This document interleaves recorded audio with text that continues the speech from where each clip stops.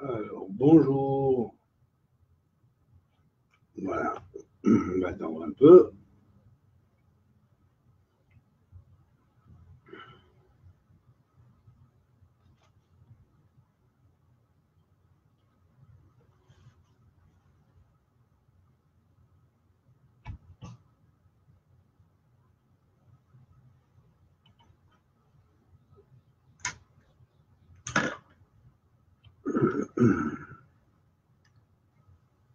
Bonjour Rachel.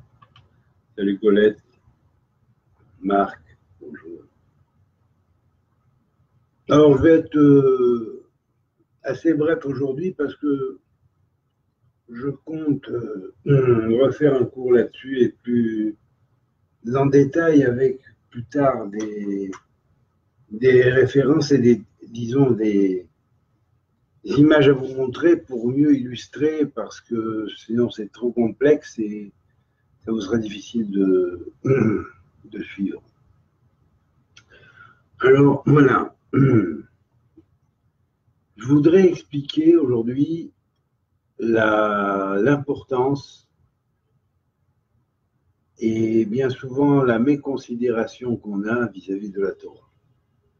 C'est-à-dire, bon, on a pris la Torah, quoi, c'est des petits livrets Torah, c'est-à-dire on nous raconte des choses, des histoires pour nous faire tchouva, c'est-à-dire nous repentir, pour, disons, essayer de faire qu'on se comporte mieux vis-à-vis de son prochain, pour qu'on mange cachère, pour qu'on fasse tel ou tel rituel. C'est pas ça la Torah, c'est pas que ça. La Torah, c'est le plan de l'architecture divine lors de la création. La Torah est considérée comme la maîtresse d'œuvre, ayant assisté quelque part, disons, la Torah est sortie de lui, hein, donc l'Éternel, ayant assisté l'Éternel dans la création des mondes, et même quelquefois ayant donné son point de vue de conseillère et de bonne conseillère pour faire telle chose, telle chose. En fait, on pourrait dire qu'il y a un dialogue entre le Créateur et la Torah qui est semblable à un dialogue qu'il pourrait y avoir ou exister entre un mari et sa femme.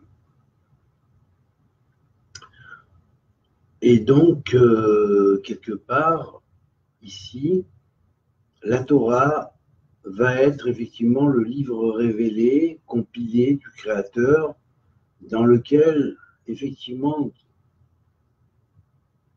la grande somme de toute la création des mondes est marquée. Mais comment ça peut bien fonctionner?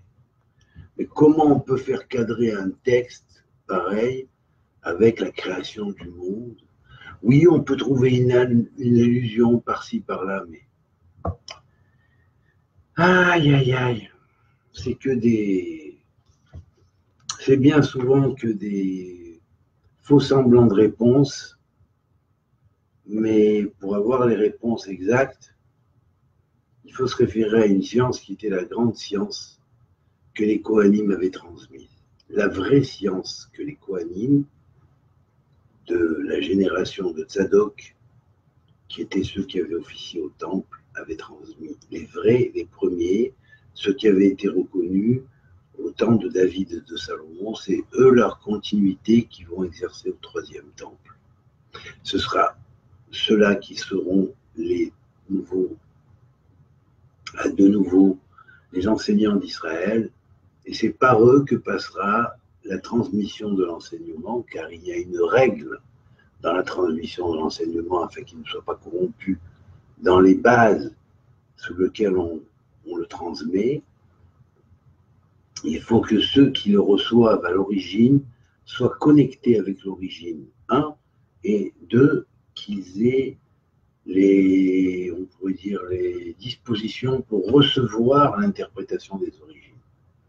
Ensuite, ils l'adaptent d'abord aux sages qui étaient prophètes qui sont devenus sages, et puis aux prophètes qui sont devenus prophètes et qui ont un potentiel de sagesse en eux, et ceux-là vont transmettre à la troisième hiérarchie, qui est en dessous des grands prêtres, c'est-à-dire la hiérarchie de ce qu'on appelle la Knesset Hagedola, c'est-à-dire la grande assemblée, l'assemblée des anciens, bien souvent, de ceux qui sont déjà assez évolués dans la compréhension de la Torah, mais n'ont pas encore atteint le stade de prophète par les méditations et les Yehudim auxquels ils se sont adonnés, et n'ont pas ensuite compris ce à quoi ils touchaient, donc n'ont pas encore accédé au niveau de sage.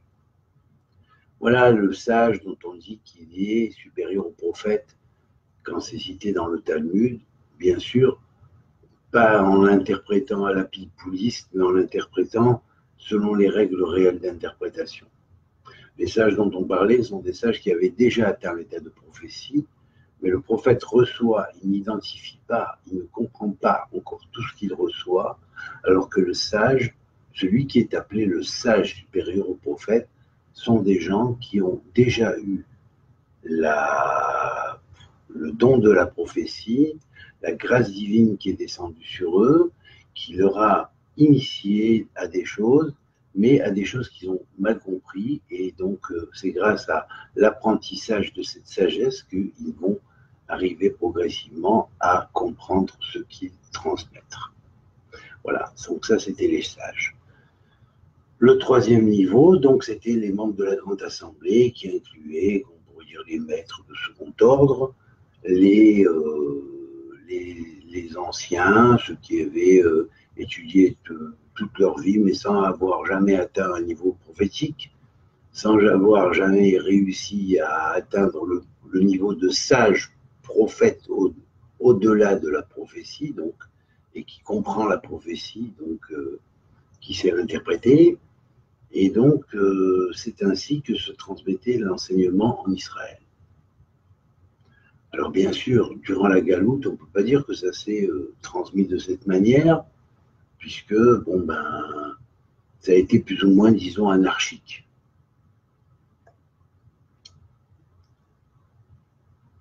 Durant des années, les Kohanim, les prêtres, depuis la lignée de Elazar à Cohen, qui a abouti, après quelques générations, à l'époque de David et de Salomon, à la lignée de Tzadok, donc qui a été grand prêtre à l'époque de David et de Salomon,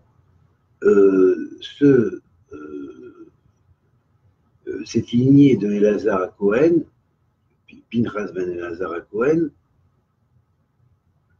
a été la lignée qui a reçu, si on pourrait dire, la règle d'interprétation et qui a transmis comment approfondir la Torah, comment organiser la dispensation d'enseignement et comment dirais-je, avoir des confrontations qui étaient des confrontations toujours positives et dans un sens d'unité entre les sages et les grands prêtres, qui réunissaient tous les matériaux sur lesquels ils avaient travaillé la Torah et pondaient à chaque fois de nouveaux hidushim.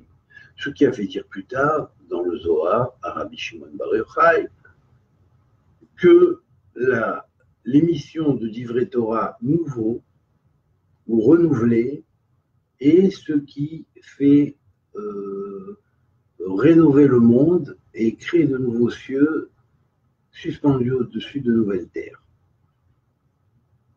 Grâce à quoi ces nouveaux cieux sont-ils créés et ces nouvelles terres?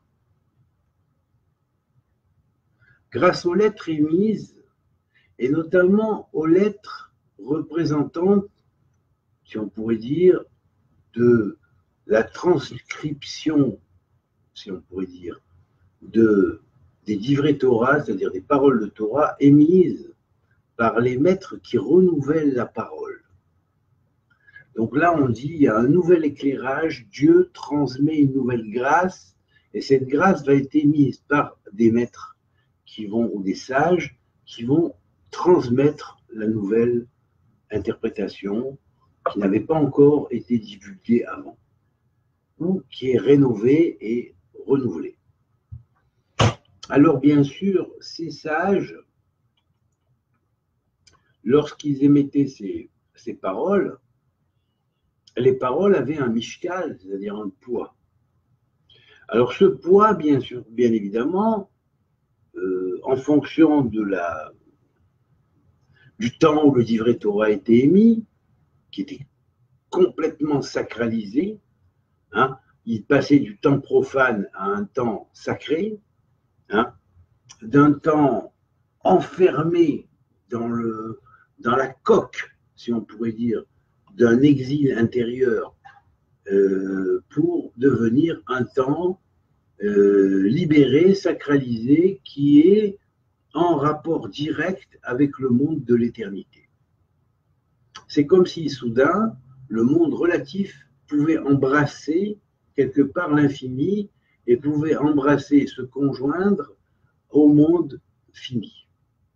Et là, lorsque cette jonction se faisait, la sacralisation du temps prenait une portée de durée éternelle et allait être donc signée comme quelque chose qui allait rester dans le monde des archétypes ou des idées gravées dans le ciel. Et gravées dans le ciel, mais en même temps, des cieux qui ont au-dessus d'elles des terres de vie. Au-dessus d'eux, des terres de vie. Donc gravées dans les ciels et les terres nouvelles, car Dieu crée perpétuellement des mondes. Il émet sans arrêt des mondes. Et ces mondes, il les émet à partir de la Torah.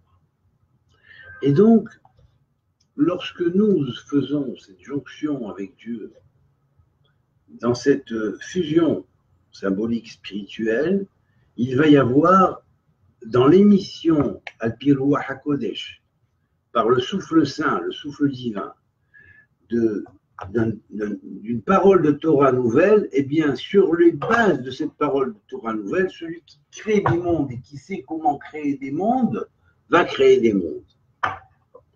Alors pour ça, je veux donner une petite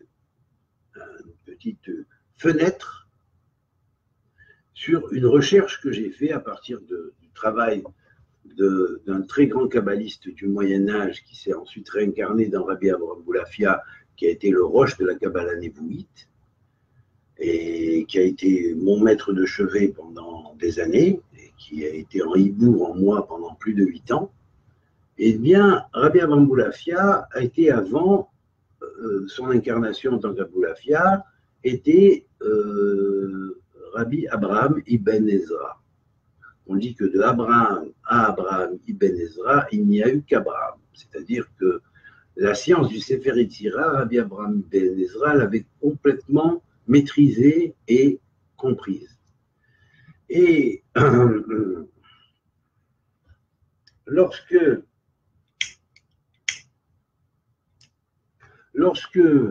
Rabbi Abraham Ibn Ezra avait, outre les ouvrages astrologiques qu'il a compilés, ouvrages fondamentaux pour la lecture et la bonne et véritable compréhension du Etz HaChaim et des Shmona She'arim de Rabbeinu Chaim Vital et Rabbi Hari, le Hari. Également, je dirais que les ouvrages de Rabbi Abraham Boulafia ont joué une énorme importance dans la constitution de la Torah dite du Tikkun ou de la Torah renouvelée qu'a apporté le Harizal, qui a été la Torah des Partsoufim. Enfin, la Torah des Partsoufim existait déjà bien avant chez Ibn Ezra, et Harizal ne dit pas pour rien, regardez dans les livres, n'a pas transmis à Rabbi Chaim Vital pour rien de dire donc à l'introduction du Etz Chaim, vous vous fierez à la recherche et à la connaissance et vraiment à l'étude approfondie des règles de Chokhmat Atrona, la sagesse on pourrait dire de Tronas, on pourrait dire ça, qui donne les dispositions, qui programme en fait les cieux. Puisque Chokhmat Atrona, c'est à la fois l'astrologie, l'astronomie, la cosmogonie et toutes les sciences en astro et en cosmo, même si aujourd'hui certaines se distinguent, comme le dit mon ami Marc Cohen, hein, alors qu'avant elles étaient proches.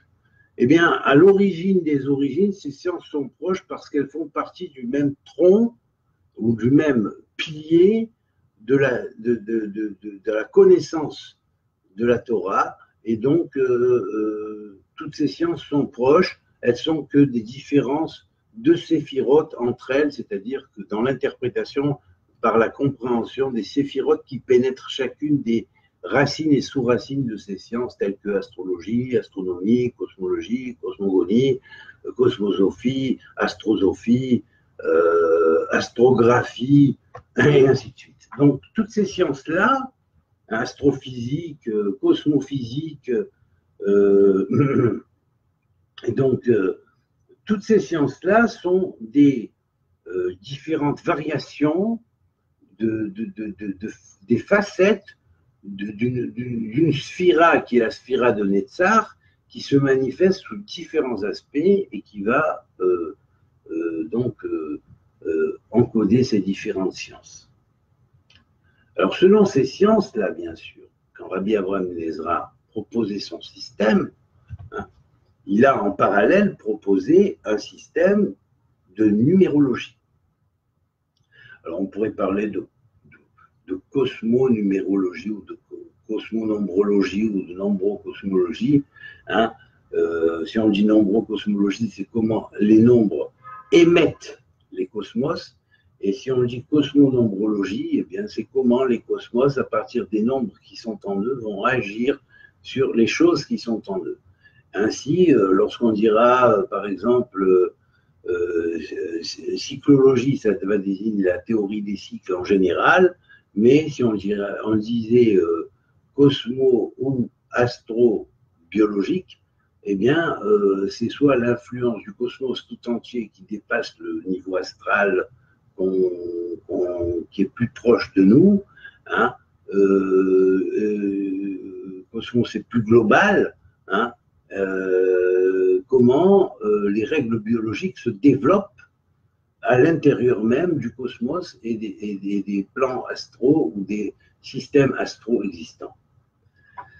Alors bien sûr, des sciences ensuite telles que par exemple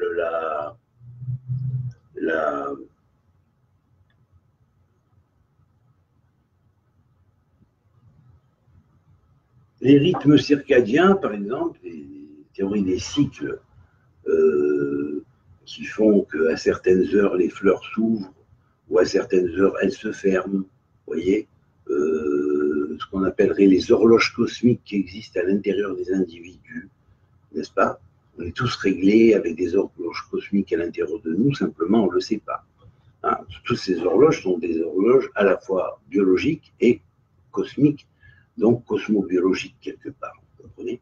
Alors bien donc, comment l'influence du temps universel du cosmos va influencer le temps humain ou le temps végétal ou le temps animal ou même le temps minéral, c'est grâce à des espèces d'horloges qui existent à l'intérieur de chaque plan, de chaque groupe d'individus, de chaque famille, on pourrait dire parmi les différents règnes existants sur la Terre ou ailleurs, et donc cela va permettre le développement et la prise de conscience d'un temps relatif chez les êtres perçus ou consciemment ou inconsciemment ou totalement inconsciemment, voilà, ou semi-consciemment ou totalement inconsciemment, voilà. Donc ces choses-là ont des règles, elles ont des lois qui les gèrent. Alors donc je vous parle du travail que j'ai exécuté après avoir bien durant des années étudié les différents systèmes numériques proposés par Ibn Ezra, récapitulés pour certains par le Ramak, c'est-à-dire Rabbi Moshe Cordovero, qui est le grand maître de la Kabbale de Safed, qui est celui qui a clos la boucle de ce qu'on appellerait dans la Merkava de la Kabbalah, on pourrait dire la face de la Merkava, qui est appelée la Merkava de la face kadmonite de la Merkava, c'est-à-dire la correspondance qu'on pourrait dire de la Kabbale ancienne, qui a une relation de continuité avec ce qu'on appelait tradition primordiale. Bon. Puis il y a la Kabbale Névoui qui avait été donnée purement à Israël avec les lois et les règles de prophétie. Et puis il y a eu la Kabbale d'Arizal qui elle a été au milieu par la suite. Et puis il y aura la Kabbale messianique qui va être une synthèse des trois avec un rétablissement de tout ce qui est avant et une part de l'enseignement allant vers l'ouverture du futur à la fois des sciences et des connaissances proposées ou réactualisées et rénovées. Donc, en me basant sur ces recherches, j'ai constaté qu'il y avait 20 systèmes mères. 20 systèmes mères qui sont 20 systèmes mères parmi les systèmes numérologiques basiques. Parmi ces 20 systèmes mères, une fois combinés, pas n'importe comment, parce qu'il ne suffit pas de prendre les 20, de multiplier par les 20 et de tous les mélanger entre eux, parce qu'il y a des trucs qui ne tiennent pas debout et ça ne marche pas. Ça marche pas. Donc, ces 20 systèmes, chacun va concordre avec 3, 4 ou 5 des fois parmi les autres systèmes. Et donc, on va faire des associations. Une fois que toutes les associations sont faites, on arrive à exactement 120 types de valeurs numériques. Et là, 120 types de valeurs numériques, c'est un chiffre qui nous frappe. Alors certes, le Rabbi Abraham Ibn Ezra, dans son livre sur la connaissance des nombres, n'avait pas mentionné le rapport qui existait entre les 120 règles interplanétaires liées aux planètes, aux signes et aux étoiles fixes, appelées fixes à l'époque, qui est lointaine, donc c'était lointaine, et aux étoiles de notre système solaire, aux planètes de notre système solaire, dans les règlements des passages entre et des manières dont lesquelles ces planètes et ces astres se regardent entre eux selon les différents angles qu'ils font dans le cercle, une fois le tout projeté en plan bien évidemment, alors on arrivait à effectivement conclure des lois et des règles d'influence. Règles d'influence qui allaient se traduire par un temps appelé temps humano-cosmique. C'est comme ça que mon maître, qui était aussi très qualifié dans l'astrologie de Rabbi Abraham Ibn Ezra, qui était Gustave Arciveau de Marseille, eh bien, j'ai son livre d'astrologie universaliste qui donnait qu'à ses élèves. Et donc, Gustave Arciveau a été celui qui a découvert la notion de temps humano-cosmique et qui a émis pour la première fois ce nom-là, ce terme. Et donc, ce temps humano-cosmique, c'est un temps qui fait que le cosmos va influencer de par les positions qu'il va prendre par rapport à l'homme, où les planètes et les étoiles vont devenir comme des espèces de signes qui vont influencer le comportement humain, si on pourrait dire, ou des êtres qui sont sur la planète Terre aussi, quelquefois même des règnes minérales et végétales. Bon, ça se fait, ça c'est par rapport aux horloges biologiques purement, mais il y a aussi quelque chose qui passe par l'intellect et par les sentiments conscients.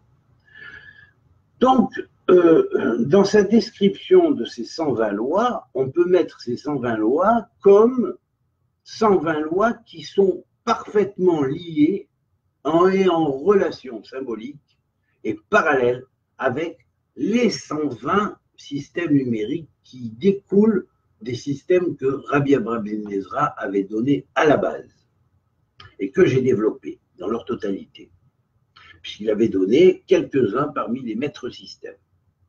Il ne les a pas tous donnés, il y en a d'autres kabbalistes qui ont par la suite donné d'autres systèmes, et il a fait quelques combinaisons entre un et l'autre de façon à montrer comment ça fonctionne quand on les combine entre eux.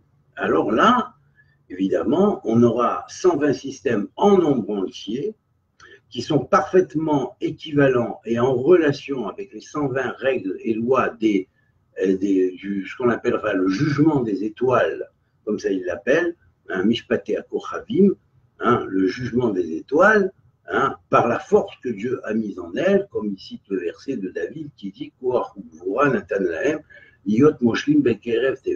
donc il leur a donné la force et le pouvoir pour être moshlim, c'est-à-dire pour influencer jusqu'aux extrémités de la terre. Donc, Washamaïm et Sapeirim Kevod El, les cieux racontent la gloire de Dieu, ils racontent la gloire de Dieu, effectivement, ils chantent ses louanges selon les points et les positions dans lesquelles ils passent dans l'espace. Ils récitent le livre de Dieu, quelque part. Alors, bien évidemment, ces valeurs numériques, ces différents systèmes de valeurs numériques vont permettre d'encoder tous les termes que le verbe peut émettre, qui sont des termes clés de la Kabbale, à la fois angélique, des noms de Dieu, la Kabbale des langages de ce qu'on appellerait les racines et les branches, Sfat Alafim, donc tout ça, toute cette terminologie-là va être encryptée et encodée dans ces 120 systèmes qui vont résoudre de nombreux domaines de science. Tels que, et là, il faut avoir véritablement le code pour savoir comment ça marche. On ne peut pas faire marcher n'importe quoi avec n'importe quoi.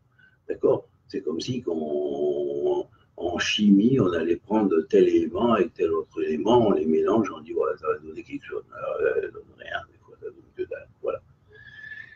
Et là, donc, lorsque nos lois sont mises en parallèle, curieusement, on va trouver un autre livre de Ibn Ezra où il donne 60 prophètes de la Bible, et on va vraiment, il y a les prophètes et il y a les femmes des prophètes, ce qui va faire 120, et donc là, on va arriver à 120 personnages qui sont parallèlement à ce qu'on appellerait les lettres qui se conjoignent dans le schéma Israël. Beshivtecha, Bevetecha, Oblertecha, Baderer, quand on va, ces jonctions de lettres, eh bien, ces répétitions-là, il y en a 120, 60 qui deviennent 120 dans le schéma Israël, c'est-à-dire dans tout la récitation du schéma Israël, et il y a une relation entre cela et cela.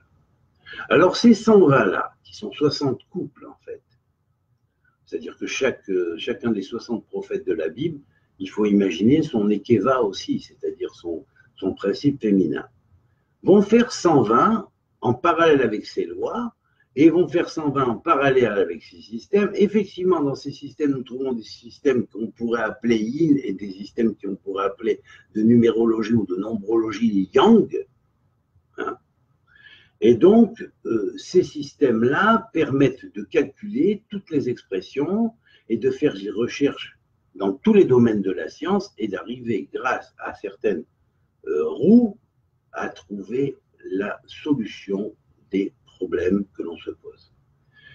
Et donc, parmi ces 120 types de gematria, dont 20 sont, on pourrait dire, essentiels et sans dérivés, eh bien, ça fait 120, comme les 120 fameux formules qu'on a dans le schéma Israël.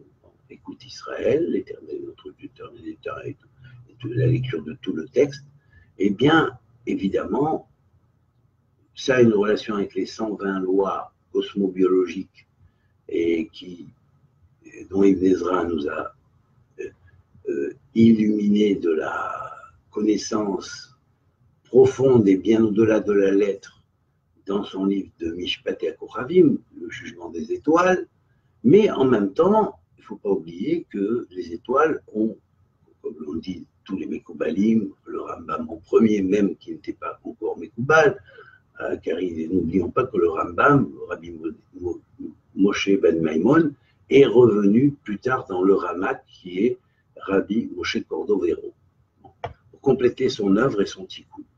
Et là, il a été kabbaliste officiel. Avant, il était philosophe touchant à la Kabbale, mais d'une philosophie extraordinaire, parce que sa philosophie est très hermétique. Il s'est basé sur tous les systèmes, surtout celui d'Aristote, pour la logique, mais il a synthétisé pratiquement tous les systèmes. Alors, bien sûr, dans ces 120 systèmes, il y a un vieux Goral, c'est-à-dire un vieil oracle, qu'on appelle le Goral de Achitophel, qui contient 117 formules, donc il y en avait 3 manquantes, qui sont faciles à reconstituer, et donc on obtient aussi 120 attributs divins. 120 attributs divins qui vont parfaitement en parallèle avec ces 120 lois. Ces attributs divins sont des attributs dans ce qu'on appelle de Péoula, c'est-à-dire d'action. Hein, on pourrait dire quelque part des métiers de Dieu, quelque part. Hein, il est le peintre du ciel, il est le sculpteur du ciel, il est celui qui est le tisserand des toiles des cieux. Hein, il est celui qui dispense la vie sur la terre. Hein, celui qui a affermi les rochers. Enfin bref, toutes ces choses-là, avec la symbolique qui est derrière toutes ces expressions, va donner 120 métiers divins, on pourrait dire quelque part, ou attributs de Péoula divine, qui vont parfaitement en parallèle avec ce que l'on appelle les 120 permutations du nom de Elohim. Alors les 120 permutations du nom de Elohim, on les a sur un livre que je vais vous montrer.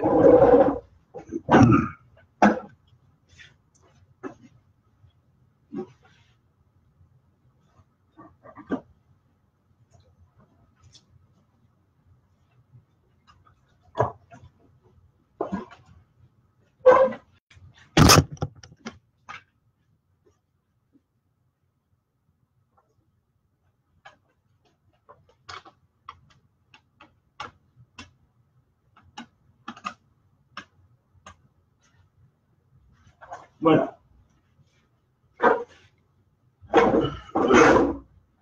Là, vous voyez, par exemple, vous avez les 720, un grand chiffre clé, permutation du mot Bereshit. Et c'est sans les voyelles. Alors, imaginez-vous avec les voyelles, ça donnerait à peu près 10 000, pardon, 100 000 possibilités de combination de voyelles en dessous des mots, des 120 permutations, qui fait 120 que multiplie 100 000. 1 million 2, 10 millions 200 000, voilà. 12 millions, pardon. Et donc, ces 12 millions de possibilités basiques de création, de commencement, elles sont toutes en potentiel dans le mot Bereshit, qui est le premier mot de la Genèse. Mais il a choisi la formule Bereshit et pas les autres formules. Néanmoins, on nous montre qu'il y a d'autres formules et que ces autres formules, elles existent comme des espèces de possibilités parallèles. Vous voyez? Et là, on a effectivement aussi. Attendez, on va voir où est-ce que. Je sais que c'est sur notre livre. Là, c'est juste Bereshit et Bria. Voilà. Ah oui, d'accord. C'est Bereshit et Bria. Voilà. Et puis, il a mis aussi Nivra. Voilà. Voilà, par exemple, pour Nivra, vous voyez, ça marche comme ça. Ici, vous avez Nivra. Là, pardon. Ici, vous avez Nivra. Et c'est 24 permutations puisqu'il a 4 lettres. Puis après, vous avez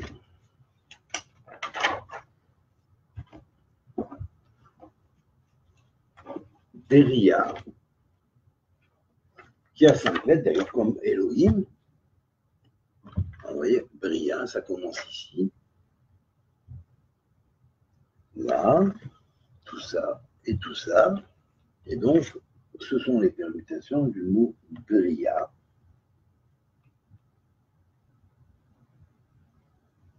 J'essaie d'approcher un peu plus. Non. Voilà. Donc, les permutations du mot Bria, qui veut dire donc création, et d'ailleurs c'est marqué en dessous, en parallèle avec les possibilités de Elohim. Alors, création va en parallèle avec les 5 lettres du mot Elohim. Vous voyez? Alors, bien sûr, les 120 permutations de Bria ou de Elohim sont en relation directe avec les lois intra-cosmiques qui ensuite vont gérer les planètes et les étoiles et le monde cosmologique qui nous entoure. Et bien sûr, c'est tout ce qui est dit Ezra dans son commentaire. Ce qui est interprété ici peut être interprété en valeur du monde, c'est-à-dire global, le monde universel, et on peut l'étendre au-delà de la notion d'étoile, à des niveaux plus étendus, et ces lois existent aussi quand on prend le soleil comme une symbolique, la lune comme une symbolique, telle planète comme une symbolique, ou telle autre comme une symbolique d'un attribut divin ou d'une force existante, divine. Et puis, également, lorsque ces forces se combinent, elles se combinent aussi psychologiquement dans la vie de l'homme et elles vont donner tel et tel comportement humain. Alors, vous voyez, on passe de la cosmo-biologie universelle à l'arithmo-psychologie globale au niveau des êtres de système solaire précis, et puis on va arriver ensuite à la, comment dirais-je, au comportement humain et à la psychologie humaine, influencée aussi par le cosmos. Vous voyez? Alors bien évidemment, avec ces formules, tout se met en place lorsqu'on sait mettre les 120 en face des 120, en face des autres 120, en face des autres 120, et en face des autres 120. Et n'oubliez surtout pas que le Goral, appelé Goral Achitophel, qui ramène 117 des formules, et 3 sont dites perdues, que j'ai reconstituées, et donc c'est facile. Chaque formule de Goral vous explique une situation de destin dans lequel on peut être plongé et comment parer ou comment remédier à cette situation en essayant d'améliorer son destin par un bon comportement, par un changement d'état d'être intérieur sur des points qui ne vont pas encore chez nous. Donc, vous voyez, à partir de là, vous avez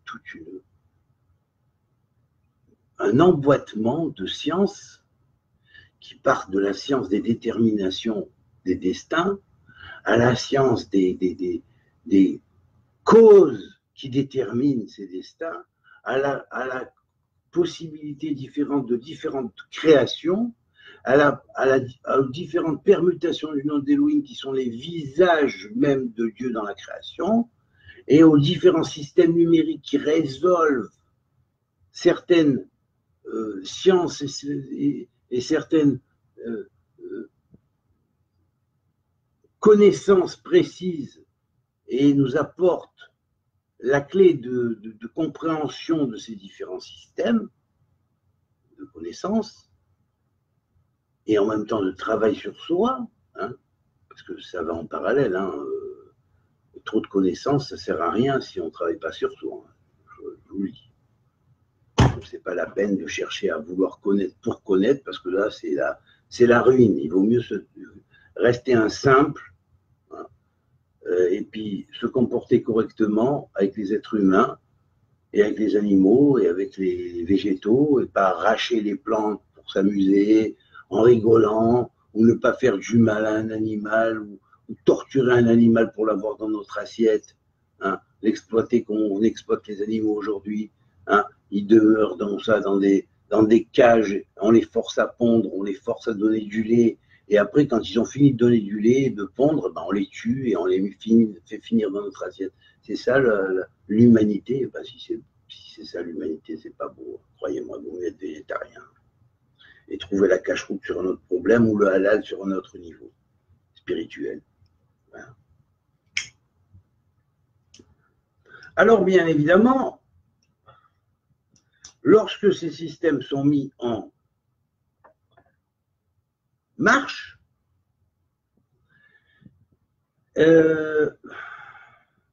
les valeurs numériques qu'ils pondent et les équivalences dans les valeurs numériques qu'ils pondent selon chaque système ou des systèmes comparés, hein, quelquefois, l'un résout l'autre, complémente l'autre, vous voyez, trouvant le même nombre là et là, mais pas sous des formes, avec des formules différentes, qui l'une va être complémentaire de l'autre. C'est un monde en soi, vous voyez. Ça éclaire tout, ça éclaire tout. Et c'est comme ça que la Torah veut nous éclairer demain. C'est ça la Torah du futur. C'est la Torah du passé, originelle, réintégrée et mise à l'ordre du futur. C'est-à-dire, à une époque où ils étaient obligés de faire tous les calculs à la main, difficilement, et tout ça, et ça leur a pris plusieurs générations pour tout écrire, pour tout codifier. Et puis après, au moment de l'exil, ils ont tout enterré. Et ils ont brûlé. Parce qu'il ne fallait pas que ça tombe dans des mains impies, disons. Voilà. Ils se seraient servis de la connaissance pour le mal. Mais maintenant, bon, on est dans des temps différents maintenant. On est dans le temps des règlements de compte. Alors, de toute façon, ceux qui essaieraient de détourner ces informations, ils n'en auraient pas pour longtemps parce qu'il n'y a on ne leur donne pas 10 ans, pas plus que 10 ans, ça c'est certain. Voilà. Alors donc, bien évidemment, lorsque la Torah nous donne ces différents systèmes, parce que je dis la Torah, parce que c'est la Torah qui est la grande inspiratrice, c'est elle la maîtresse d'œuvre. Donc quand elle va dire à David Lelouch, tiens David Lelouch, cherche comme ça et comme ça, hein, tu vas voir, tu vas trouver la clé de ça, et regarde ça, et bien la Torah, c'est la Torah de David Lelouch, et bien c'est la Torah de Dieu à l'origine. C'est elle qui a inspiré de retrouver le système perdu et de le rétablir dans sa totalité. Voilà. Alors, bien sûr, même et d'éclairer les zones inconnues qu'il y avait dans le système perdu. Parce que des fois, on parlait de zones encore inconnues, non divulguées. Et donc, aujourd'hui, toute cette œuvre est complète. Mon encyclopédie de la Gamatria est en train petit à petit et progressivement de se terminer. Hein, et donc, je mets les dernières touches avec les dernières références aux différents aspects des grands maîtres de la Kabbale qui nous ont précédés, hein, et les formules qui sont issues de leurs textes, chiffrées, comptées dans différents systèmes. Il y a plus de 10 systèmes, 12 systèmes et utilisés, 12 vraiment bien utilisés, et puis quelquefois d'autres systèmes parmi les 120 qui sont intégrés pour quelques mots uniquement. Et donc, lorsque tous ces systèmes se sont mis en place, c'est la Torah qui nous a inspirés à découvrir ces systèmes. Donc c'est la Torah qui se dévoile elle-même par le Ruach HaKodesh qui va inspirer ceux qui découvrent les textes qu'ils découvrent et les nouvelles choses qu'ils émettent. Par les nouvelles choses qu'ils émettent, qu'ils dévoilent, eh bien, ces nouveautés-là vont créer des nouveaux cieux de cette nouvelle terre. Ce n'est pas nous qui allons créer les nouveaux cieux de cette nouvelle terre. Ça, il faut bien le savoir. Nous, on a juste à parler, à dire ce qu'il faut dire. Et le reste, c'est Dieu qui le fait. Voilà. Alors, bien sûr, il y en a un texte qui nous dit qu'il existe une heure divine. Une heure qui inclut à peu près toutes les heures, hein, bien sûr. Cette grande heure divine, elle peut être des centaines de millions, de milliards d'années sur tel plan, un peu moins sur un plan supérieur, un peu moins sur un autre plan, et un peu moins sur un autre plan, et un peu moins sur un autre plan, et un peu moins sur un autre plan. Voilà. Donc, selon les plans, les heures sont longues. Hein. L'heure symbolique divine est constituée de 1080 régaïm, du grand jour divin. Alors bien évidemment, dans le jour humain, il y aura aussi des régaïm, qui sont les temps sanctifiés, sacralisés, qui vont prendre la place des minutes. C'est quoi un réga, c'est quoi une minute? Alors bien sûr, une heure est divisée en 60 minutes, dans lesquelles il y a dans chaque minute 60 secondes, ce qui va faire 3600 secondes dans l'heure. Lorsque la division n'est plus à 3600 et qu'elle est cassée à ce niveau quelque part, le monde profane devient un monde sacré. C'est-à-dire que les symboliques, les secondes vont continuer à s'écouler. Mais dès lors que les secondes sont transformées en régaïm, c'est-à-dire c'est des régaïm, c'est des parties de temps dans l'heure qui sont équivalents à 3 secondes 43. Et donc, quand ils vont être divisés en secondes 43, 3 secondes 43, il va y avoir 1080 parties dans l'heure. Et bien dans ces 1080 parties dans l'heure, il y a 9 états de voyelles.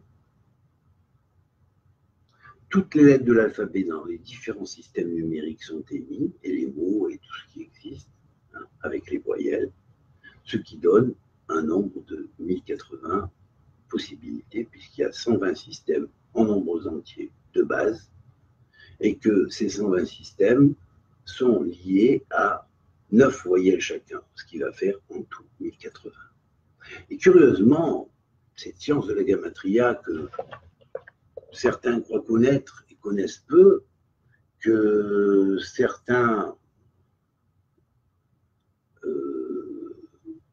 connaissent un peu mieux, hein, mais bien souvent ces sciences étaient complètement inconnues. Curieusement, le mot gamatria peut s'écrire de 4 manières en hébreu, comme ça.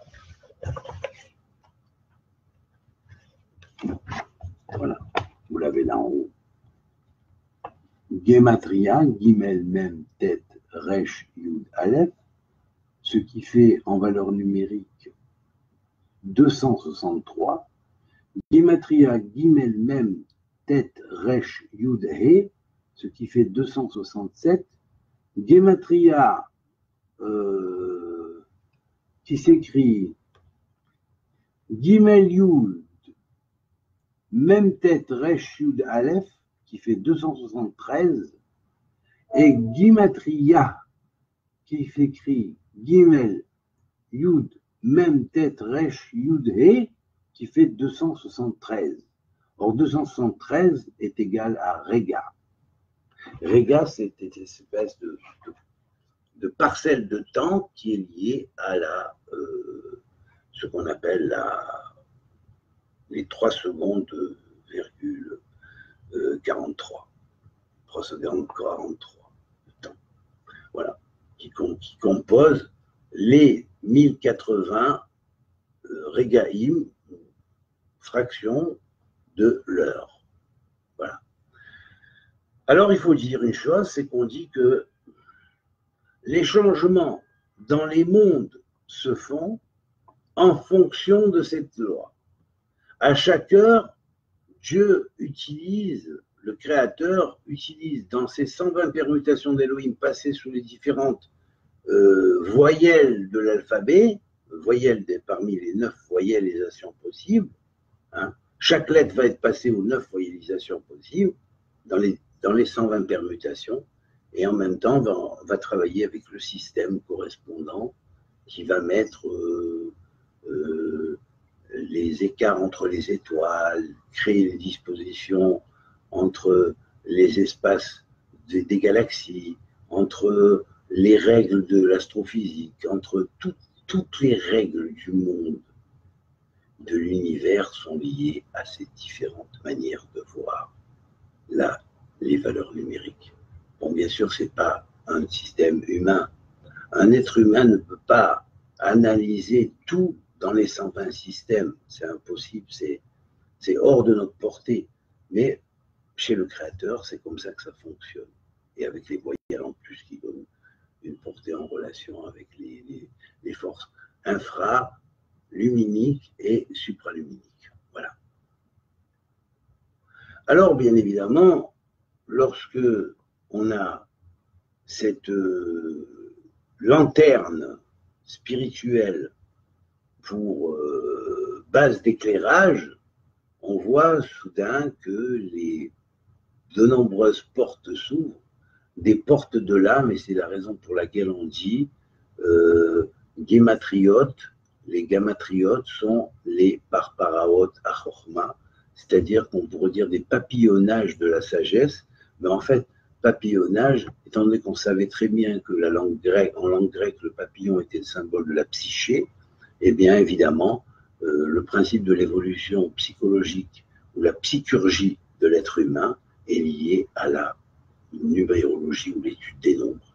Effectivement, on pourrait trouver une espèce de magie divine de transformation de l'être humain positive grâce à la connaissance des nombres et de leur effet dans les mots et dans les différents systèmes, et systèmes des fois comparés ou mis dans leur roue.